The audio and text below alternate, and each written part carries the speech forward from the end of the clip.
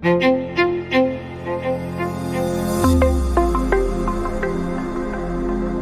akan coba tarik sejarah zaman Rasulullah SAW. Dulu terkenal salah seorang jenderal yang bernama Khalid bin Walid.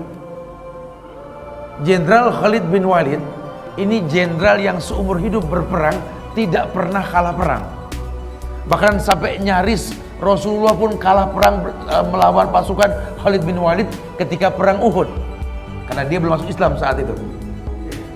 Ketika pasukan Rasul ini mengkhianati Rasul, dibilang jangan turun dari Jabal Rumat, dia malah turun, habis sama Khalid.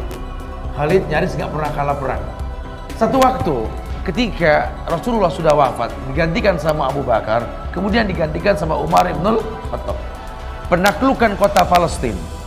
Ada sebuah cerita yang mendunia, yang orang geleng pala sama Khalifah Umar ibn Khattab.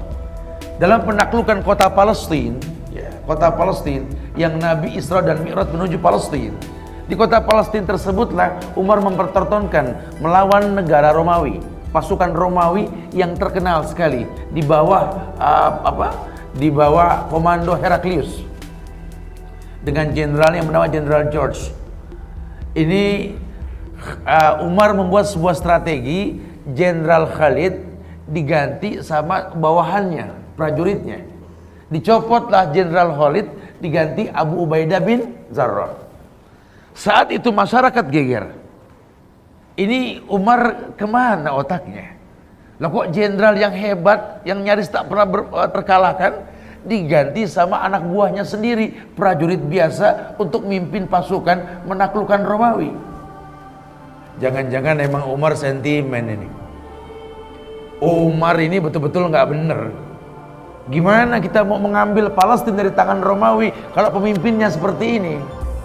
Kasak kusuk di antara sahabat pun ramai sampai ke kuping Umar. Umar kumpulkan masyarakat. Dengar ya, ini Umar ibn Khattab, sahabat Rasulullah SAW.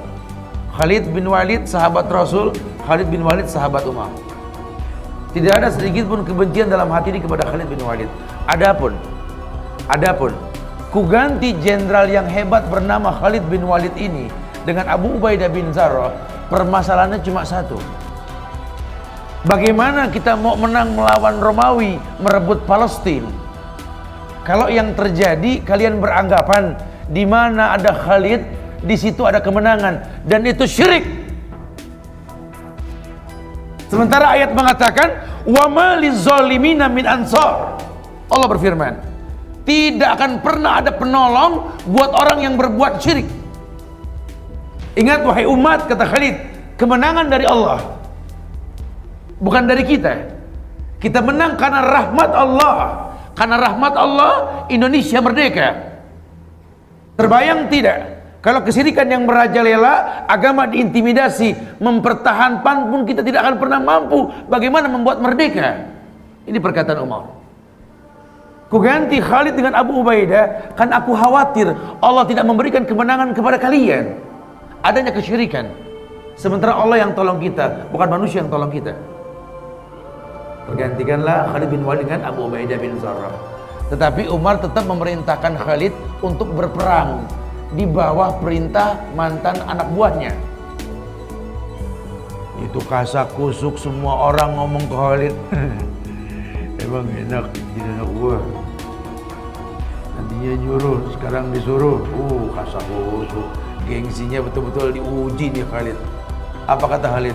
Jaga lisan kalian. Ini Khalid, berperang karena Allah, bukan karena kalian, bukan karena Umar.